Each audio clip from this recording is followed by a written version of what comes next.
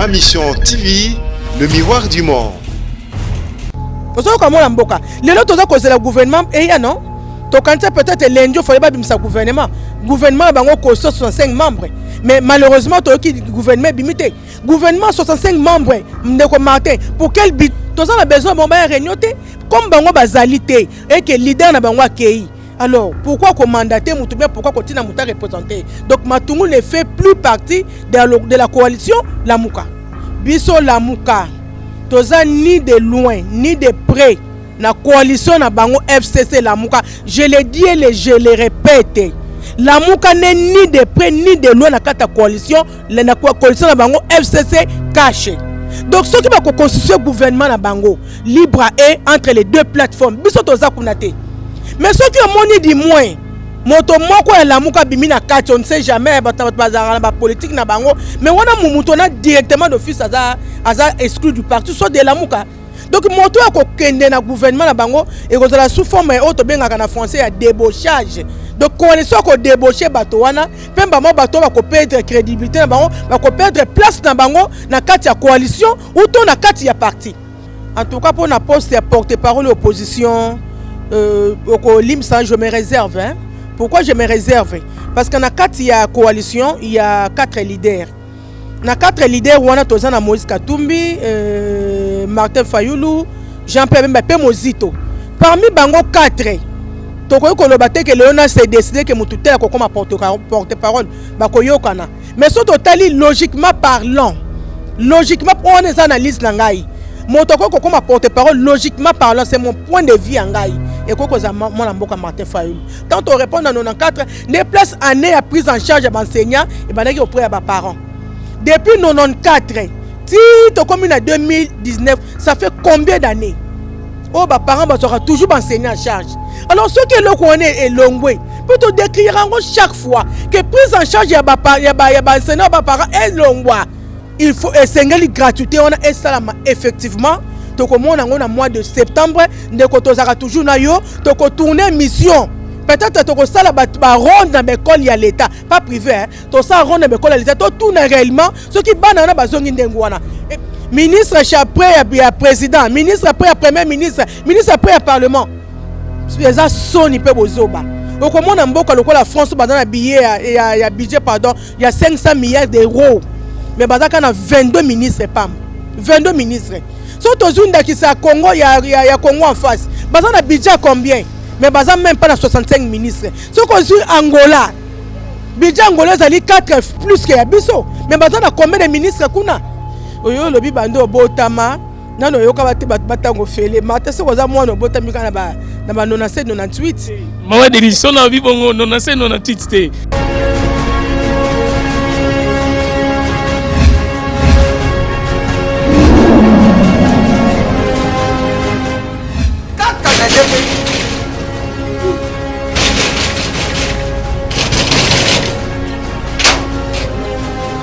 Azauti tapantana usafu mwenu.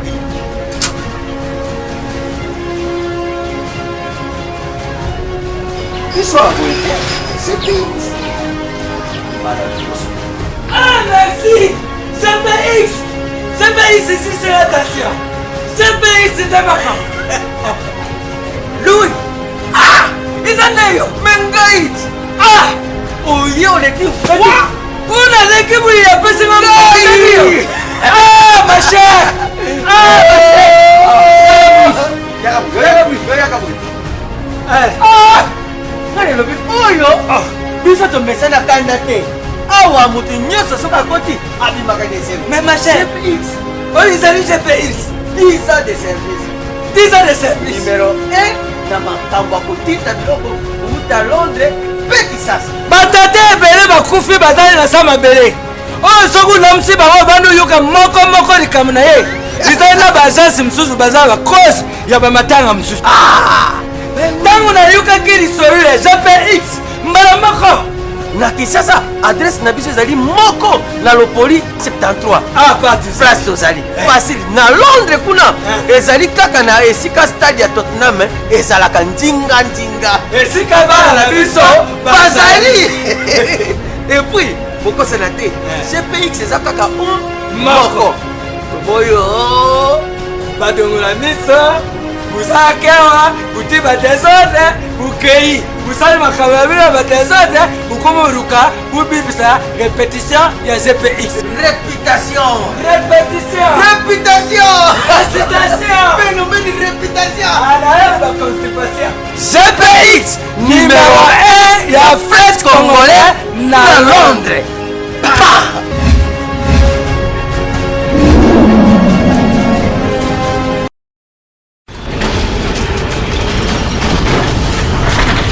Ma mission TV, le miroir du monde.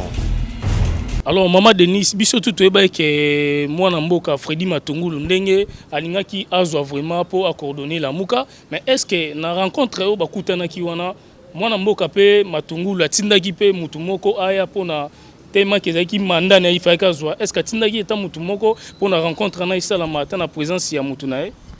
Martin Gibino ba jouer sur ba polémique mingi. Boyeba ki on bien que mwana mboka azwaki azalaki promu hein. A commis na bazaki nommé na niveau ya banque na BAD, Banque africaine de développement zaki nommé pe alobaki ke alongwe officiellement la muka suite à ba nouvelle fonction. Sur côté na mutondenge na kati wana. La plateforme AJ s'est pris acte.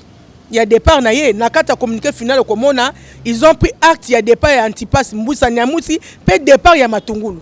Boni Matungulu kotinda sumu to mais tozo yamba batu na bango ya Congo na biso bazolo ba maloba différent bango balobi ke Freddy Matungulu azui empêchement mais bango bi Congo na biso soki ba réunion la muka ezali bakoya ko participer mais koto bozolo ba ke alongwe mbala mo c'est que ba maloba zolo mama mibale. Le présidium a pris acte bato ya Congo na biso yebisa ba tanga communiqué final. Le présidium a pris acte. Il y a départ à Mbouissa Nyamusi pe à Matungulu. Comme on dit qu'on a pris acte et que lui-même aussi s'est prononcé officiellement suite à ses nouvelles fonctions, il a quitté la Mouka. Il n'est plus avec nous. Tous on a besoin de réunion comme bango bazalité et que leader na bango akei. Alors pourquoi commandater Moutoubia, pourquoi continuer à Mouta représenter? Donc Matungulu ne fait plus partie de la coalition la Mouka. Alors Maman Denis, merci vraiment wana na si éclairci batutu ba landa yo. Tokota vraiment na mozindo ya maso na biso, te bimboka na biso, ezara soto lali to la mukilobi to kuti ba actualité. Makambo botama se ko botama. Ba te belé ba kansara ka RDC ezara Kinshasa. OK, RDC to na ba province ebelé. Pour makambo nyonso sala marai Kinshasa soki ko tonganzela, Kinshasa makambo belé ka Kinshasa tandis que il faut to lo bela pe ba est ba ndeko na biso bazoni yo kwa makuna. Alors gouvernement yango déjà ezobima poto ki ka bande na biso ya FCC bazui 43 bande ko cash bazui 22 na ebité est-ce que bino le rôle bozan la muka bokozwa pe ba poste état ke ba ministre poto ebité ke poste poste ministre il faut zara na cash ou bien ozara na FCC. Ndeko Martin Engi, je crois motuna na yo za malamu mingi ma motuna moko piège na kantata coalition et salamaki daki coalition ya batomi balete. Il y a une coalition à deux grandes plateformes. Dans la coalition, on est dans la plateforme FCC, puis dans la plateforme Cash. Il y a nulle part dans la coalition, la Mouka Zaki na Kati, to ML Sadaye na Kati. Le président Félix Abanda Kolobango au jour à passation des pouvoirs, a l'obinga la retravailler na Batouboé. Martin Fayou la tanga qui comme on attend qui peut chadar, mais tu éviter ce que Rolo Ban. Tout le monde l'appelle moi na mboka côté Franck Diongo pe, azolo bela pe trop président Félix peut-être tam soucié par comme ministre. Na lobby boye. Biso la Mouka. Toza ni de loin ni de près na coalition na bango FCC la Mouka. Je le dis et je le répète.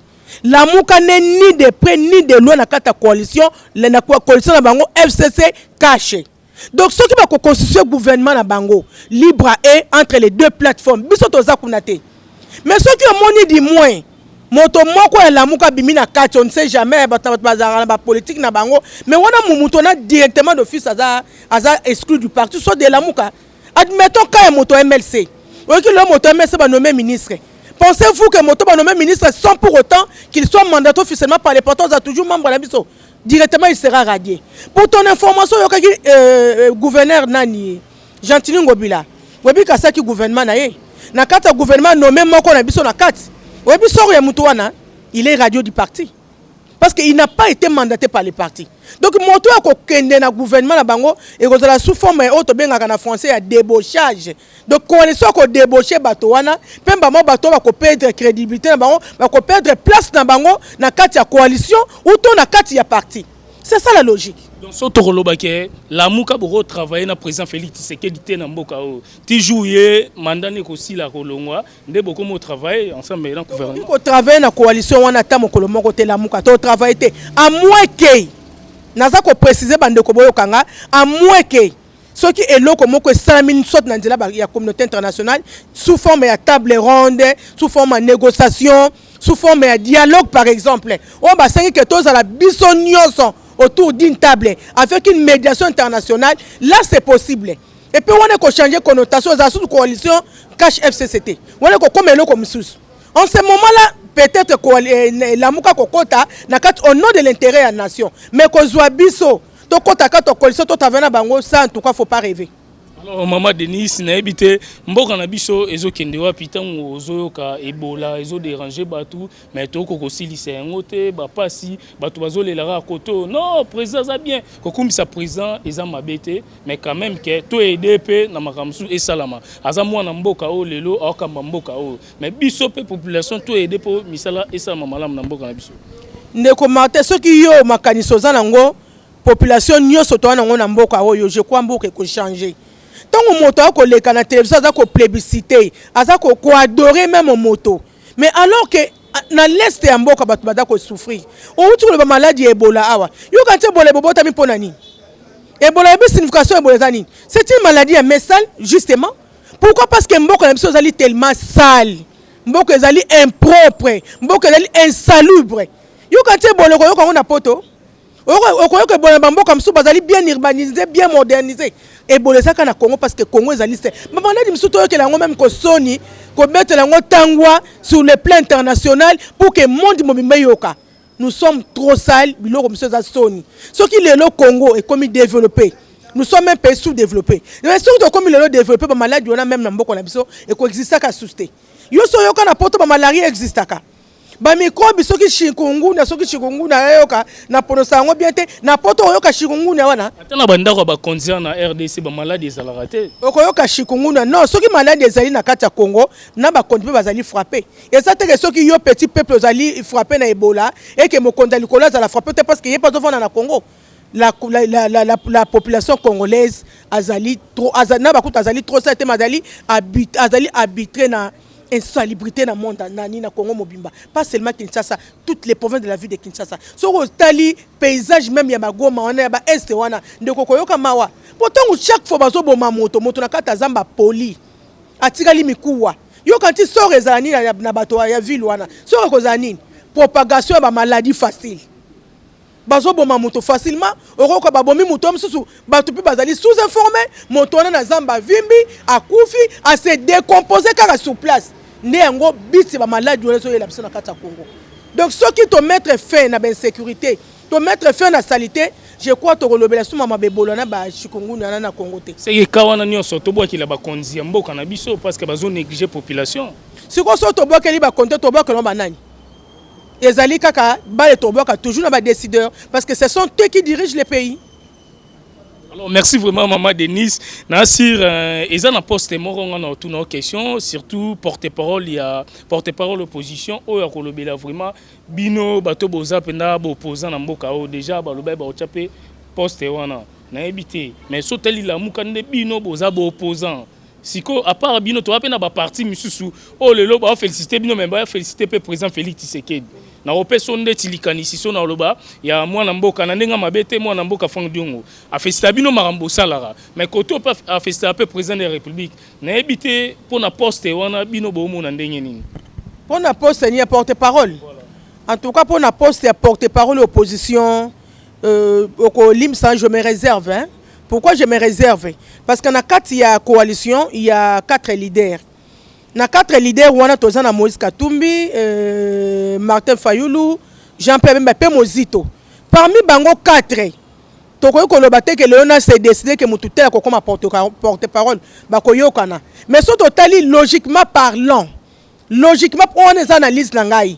motoko ko comme porte-parole logiquement parlant c'est mon point de vue angai et ko za mon mboka Martin Fayulu. Pourquoi le lobby parce que c'est lui qui était le challenger à l'élection en 2018. Le challenger principal de mon mboka Félix c'était lui. Donc le la Félix a gagné pouvoir à la 4 il y a majorité donc d'office mutu normal ko comme porte-parole c'est Martin Fayulu. Mais quitte à eux les présidium de pouvoir se mettre autour d'une table, il y a qu'on mettre un commun accord, ndenge consensus le kaka na mois d'avril, na mois de juillet, na mois d'août na Bruxelles. Ba yo kana ba désigner candidat commun opposition. Lo lenge mo pe ba ko yo kana entre bango que nana ko ko la porte-parole de opposition. C'est en ce moment-là que Tokoyeb officiellement qui prendra, n'est-ce pas, ses pensées, il y a porte-parole opposition. Mais d'emblée, Kolobake, nana ko la porte-parole pour le moment, je ne sais pas, ça dépendra. Il y a réunion à présidium. Alors maman Denis tous en Congo tolé là toujours ba passi les longs alingo pe sa message mona bandeko tout ba Hollande biso partout dans le monde ba diaspora ba combattant partout pombo kana biso échanger to tikole la banzala to tikode falipa to tikabisala sala dans hôpital les a bien ba classe les a bien coller ba to ba misala les a bien il faut to sala ni na mboka o pour to les trop to tangi comme nzambe trop mais tout monde a changement et zo zalaté. Mais c'est le travail non yo lingina lo bani c'est le travail. Tant que les Congolais va permettre de faire mosala décent. Tant que les Congolais va permettre de faire des opportunités. Même pas qu'il y ait des bureaux. Pour montrer que ça ne pas qu'il y ait des bureaux. Mais s'il y a des opportunités se présenter, quand au moins on va se retrouver en place dans les cas. Oh, il y a des places qui se retrouver. Il y a des malades qui lobby. Donc tout ça, tu vois toujours décider, responsable et mboka. Politique, les armes à B. Mukolo politique ko changer na mboka je crois banza na Congo ko za susute ba passe ko za la susute ozo ko mona mboka lelo toza ko za la gouvernement et ya non to quand peut-être l'enjo faut ba bimisa gouvernement bango ko 65 membres mais malheureusement to ki gouvernement bimité gouvernement 65 membres ndeko Martin pour quel budget? Pensez-vous que sur le ministre ba poste ministériel et bimi gouvernement ne bimi o quand on ko changer Congo yango ko longolanza na Congo et que le Congo, il faut changer politique. Le gouvernement doit créer des emplois. Ma jeunesse va s'allier belé. Le Sénégal va remplacer les vieux. Pourquoi toujours les mêmes noms qui circulent? Même dans le gouvernement, tout ça comme on a proposition, toujours les mêmes figures, les mêmes noms. Il y a les mêmes figures, les mêmes noms qui se répétent. Jeunesse ne se retrouve mkoni. Jeunesse ne se retrouve mkoni. Un jeune là très élégant, très beau. Licencié de son état ou même à ça diplôme en master mais au moins mutasa azana cabinet na balabala baza ko exploiter bon ba parti politique dis-moi ba parti politique azana na pouvoir baza ko exploiter bango te kaka ba papa ba comme on a plus de 60 ans ba baza ba 60 ans bango kaka bo moni bo utiliser ka bango siko yebisa mboko ko se développer quand. Alors le lopé tomoni déjà balobi rentrée scolaire classe Rosala au félé pour na bana primaire ndeto yo ki balobi donc isa première fois bandanga na botama première fois na yo kango isa na mboka o mais na yoki mais non na moni salamité na ebité maman Denis yo posant na bana na si bana pe ba tango félé au président de la République Félix Tshisekedi aloba ki yango na lingo pe sa message pour na yango pour na sir oza déjà na sengo bana no ba tango félé. Merci beaucoup nazo zonga muke na Genèse. Oyo lobi bando botama nano yoka batango fele mata se koza mwana botami kana ba na 97 98 maman Denis sona vivongo 97 98 te na sens nike soki biso to vivre na mboka oyo soki sama watango ya ba Mobutu et sama watango Kasavubu mais Congo akaleza lelo te na tango na ngai ponga na zu diplôme d'état na 93 wana tango no menga zaiki te diplôme d'état na 93 c'est la même année au makamba né blanche babo soki boyo kango na ba histoire.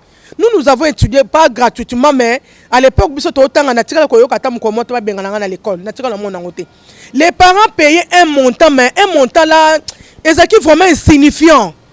Oh même ba parents ba ne ko pesa ba ne ko yoka ngo kilote comme lelo ba ne ko ngo kilote ozo kende ko tanga du 1er au 30 à partir de septembre tina mois le 2 juillet na mona te à l'époque na biso ba bengana bato mais bando futa quand même bon ba na ko futa montant moko na lobi bien insignifiant mais ils sont différents maman Denis na katote ils sont différents na si ça ba idée na nga mona mboka tout a commencé à partir de 1994 tangu année blanche ça en 93 Nous, on a été victimes. Moi, personnellement, on a pas. Et d'accord, on a présenté école ne biso pas néo to saka mutumaka to saka néa donc on répond en 94. Tant on répond en 94, les places année à prise en charge d'enseignants et banaki auprès à parents.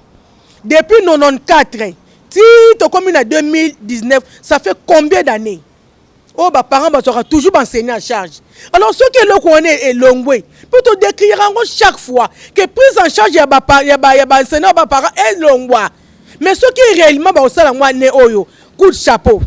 Pour une fois on comme ça gouvernement coup de chapeau, mais toza côté la bango. Exactement on a liso ni quoi liso non? Toza na mois de côté août. Septembre ba école kozonga. To kotala de quelques écoles en à l'état. Pour l'état na biso pas dans l'école té et le kozo dominer biso na Congo ezaka école privée. Mais ce qui peut l'État cause la mesure quand on a l'école. Il y avait un projet, je me souviens, vers 2017, il y a un ancien ministre Marquet Mouangou. Après ça, un projet, que non, avec partenaire de l'Union européenne, on a construit 1000 écoles l'an. 1000 écoles l'an, donc chaque année, on a au moins 1000 écoles sur toute l'état de la République démocratique du Congo. Mais si Marquet Mouangou a créé, on a nulle part place l'État construit l'école. Ce qu'on a beau parcourir dans la ville de Kinshasa. Nous avons 24 communes. Sur les 24 communes, l'État n'a pas de l'école Boni de Comartin. L'État a l'école Boni. Gratuité. L'État combien des écoles? La majorité des écoles sont privées. Nous avons mon papa, éducation, comme bafoué à cause de ça. Tant qu'on a enseignant en charge, dans une école où nous payons $1000, $600, quand on a échoué, nous n'avons jamais échoué. Ce qui nous a parents parents enseigné pendant le transport et que nous parents nous enseigné en charge de tout. Nous avons échoué. Attends, moi, on a mis les chèques. Donc, on a préféré moi, on a mis les chèques, moi, on a mis les classes. Alors, entre l'éducation à ban et sanini, ils sont comme bafoués. Dans mon équipe, image, moi, publié, je crois, il y a la semaine passée, défense à moi, il y a une jeune fille, il y a université dans une province. Mais c'est malheureux, je te dis. C'est malheureux. Bato ko seka jeune fille même ngana seka ki jeune fille ngana seki éducation et puis na bois qui charge na responsabilité ya gouvernement na biso. Il faut esengeli gratuité on a salama effectivement to ko mona ngona mois de septembre ndeko tozaka toujours na yo to ko tourner mission. Peut-être to ko sala ba ronde na école ya l'état pas privé hein to sa ronde na école ya l'état to tourner réellement ce qui bana na bazongi ndengu wana na tika na sisona makanti. Ceux qui banana bazong ba foutre le côté. Ceux qui n'ont qui montant l'état fixé oui un montant dérisoire par exemple non pas exemple non qui sont $20 $30 pour toute l'année oui coup de chapeau là je sais que même bana ba militaire ba otanga nebi que même bana ba sénat ba mo ba otanga nebi que même bana ba chef ba kotanga mais ceux qui ba sale loko wana te tozali awa tokotala l'État en abisso population tokotuna peut-être d'ici septembre. Mais maman Denis c'est là qu'on sort de ba fouti $20 c'est que ça sur fait l'été quand même va contribuer. Alors on a ngana ba saboué école privée ezaka batunyo so batanga na école à l'état té mais ezaka batunyo soupe batanga na école privée bazali parce que so bo sali makambo wana salami na école à l'état et bon sko ba o ba otanga na école privée solution na bon sko ba sala na bon pour nani monter la bango etika la bongo bien ba di ne pas ba na nyo so bazabana. Bon, pour la école, il y a, on a tombé 17 000 école, il y a l'État, école privée, zali. L'État zamingité. École privée, dans l'école entreprise à moto. Yo quand il ne commentaire ce qui est l'État, gouvernement a besoin de bonnes écoles. L'école privée existe le sous. Ce qui l'État tongi école. L'école privée ko disparaît et angomoko. Ba école privée ça ko bota mon jour le jour parce que tout le monde que na Congo ba école il y a l'État de égalité. Mais pour la école privée, l'école à l'État ça d'abord à mesure ko tonga école il y a l'État té. Mais l'école privée a fonctionné, ngana ko senga na ndeko gouverneur ou bien ministre na biso oh makamutatel makambo ya éducation nationale. A luka moyen l'école privée nyonso. Ce qui déjà gratuité en enseignement primaire na niveau ya l'état. Na l'école primaire ya privé ba fixer montant à la uniforme pour na l'école nyonso. Pour comment on est comme si on a $1,000, nous sommes à 2,500 et comme si on a 600, il faut que monter à l'uniforme. L'État est au-dessus, il y a Nyonson. Nul n'est au-dessus de la loi. Ce qui est l'État 4 montants. Pour les écoles privées, par exemple, moi, on a foutu à 1 000 francs. Pour les écoles privées, en tout cas, on ne peut pas se soumettre. Mais ce qui est l'État n'a pas besoin de le banner, alors l'école privée, ça n'a pas C'est ça. Alors merci vraiment na maman Denise Tokomi na Souka na lingi opesa message moko na ba konzamboka po kalate gouvernement zobima opesa message moko na batunyo so ba la biso na ma mission TV. Bon na ba konzamboka surtout particulièrement batu ya majorité FCCP cash ba meka ko revoir mutu ya gouvernement na bango. Potozo mona 65 ministres. Pourquoi 65 ministres? Ministre après à président, ministre après à premier ministre, ministre après à parlement. Les gens sont ni peu bozoba. Au comment on mboka la France dans un billet il y a budget pardon, il y a 500 milliards d'euros. Mais bazaka na 22 ministres pam. 22 ministres. Surtout une qui ça Congo il y a Congo en face. Bazana budget combien? Mais bazana même pas na 65 ministres. Ce qu'on dit Angola. Budget angolais ali 4 plus que Abisso. Mais bazana combien de ministres kuna? Je crois que c'est même pas 50. S'il faut faire des propositions au gouvernement, en tout cas, mais kaka qu'on revoit pour décision, 65 ministres à quoi bon? Pour les budgets, 5 milliards, 65 ministres. Au quantique, ceux qui sont ministres, ils réellement 65, n'est gratuitement seulement ça, je ne pense pas. Au quantique, ceux qui sont ministres, on a 65, n'est gratuitement maternité, maman, so babote au salama et au salamate. Pensez-vous que ceux qui vont maintenir des sommes comme 65 ministres, n'est comme Martin? Au canton d'Anzela wana, ne pas quoi arranger, pas quoi améliorer, ça va fonctionnaire, je ne pense pas. Donc on navigue toujours à vie, peu comme mon Ndeko Félix, nazali prophétesse des malheurs, mais bako sala elo comme mon côté. Voilà pourquoi la population congolaise a d'accord compter dans mon amboka Jean-Pierre Bemba. C'est lui qui va incarner l'alternance au Congo. Espoir que les Congolais les ministres dans le Congo, mingi ndeko biso toza minoritaire c'est vrai, mais tout ce que les Congolais disent tout bas, to profitato memango tout haut. L'espoir des Congolais actuellement c'est Jean-Pierre Babi, to lembi malam kutu Jean-Pierre Bemba zoka pouvoir. Jean-Pierre Bemba zo pouvoir ndeni ba na Congo. Bino sengeli bo soutenir ye. Bo soutenir action Jean-Pierre Bemba. Bo soutenir MLC. Durant mandat bato o ba ko sala échec. 2023 parce que c'est la population qui sanctionne. Bon sanctionner peut moi pouvoir on est calmement par la voie démocratique. Alors merci vraiment na batunyo so bozwita Olanda biso na maman Denise Villa to mesana toujours kolobela pour na souci ya mboka na biso. Merci vraiment na bandeko bobenga biso na niveau ya Europe wana batala vraiment ma mission TV na Moro Bombito. Merci vraiment trop. Merci na Pablo Sita l'économiste donc technocrate na niveau ya Londres. Merci na bandeko tout vraiment bozwakatin kolanda biso na ma mission TV tozana siko movie Chikito Mushashino ensemble toza. Maman Denise merci ndenge opesi biso message menga na linga ki na ebite so yo polinga bongo pona numéro de téléphone batu musu bako contacter ou bien batika. Bon numéro de téléphone na ba balandanga ba yebi 080 numéro WhatsApp 080 plus 243 081 666 70 70. Bon apporter ma contribution à bino déjà comme na partenaire et belo bazo apporter biso même un plus maman yebisa président boy maman yebisa César Bazaï baboy c'est vraiment c'est une bonne idée ba initiative na bino na soto yebi ma kantina bino pe pona Congo to yebi pe to yoki la bino mawa ezana ba diaspora mi babi maman to na posta to zonga Congo mais to zonga Congo na condition nini mboko ngo to linke Jean-Pierre Bemba ya azone ka pouvoir. Le quoi bolingaka Jean-Pierre Bemba ba diaspora bo soutenir action MLC bo soutenir pe biso ba o ba umbu na bino toza ko se sacrifier tant na biso pona koleka ko sala ba analyse par rapport makambo za koleka na Congo en tout cas to lingi bino mingi to ko soutenir bino pe bo soutenir biso bo soutenir ba action na biso bo za ba idée bo bomba te bo loba ate ko comme président Jean-Pierre Bemba tata maman CG ba idée on est ko komela ye boto ba préoccupation ba analyse na bino ya bien bo porta bo benganga na ma téléphone bo benganga bo pesango e ko koma na niveau ya secrétaire général à parti le secrétaire général ya parti a ko dans la capacité ko comme ça même auprès du président national. Vraiment merci mingi na diaspora o balandara biso na nzela émission ma mission merci na bino mingi et bon week-end. Alors merci vraiment ma mission TV merci.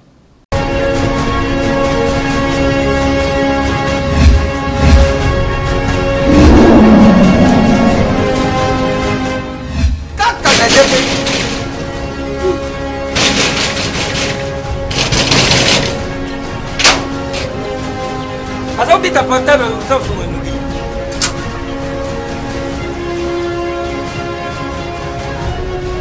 Isso c'est bien.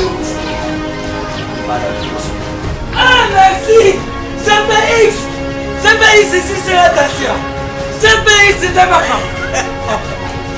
Louis, Izaneyo, Mengait. Ah! Oh, yo, les filles, on a l'équipe où il y a pas de Mengait. Ah, ma chère. Ah, ma chère.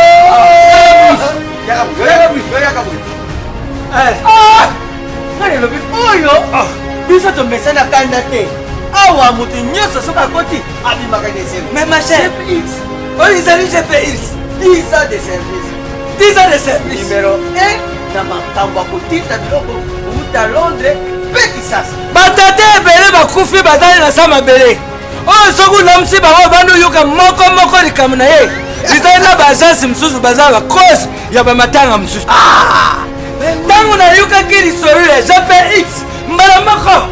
Na Kinshasa adresse na biso ezali moko na Lopoli 73. Ah, parti place tozali. Facile na Londres kuna ezali kaka na esika stade ya Tottenham ezalaka ndinga. Esika bana na biso bazali. Et puis boko senate GPX eza kaka moko.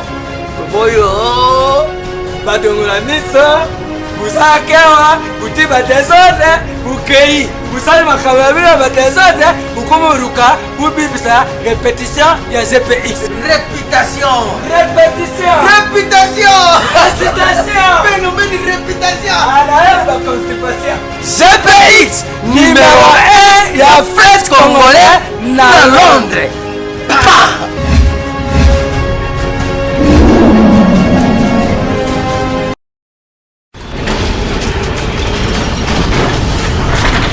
Ma Mission TV, le miroir du monde.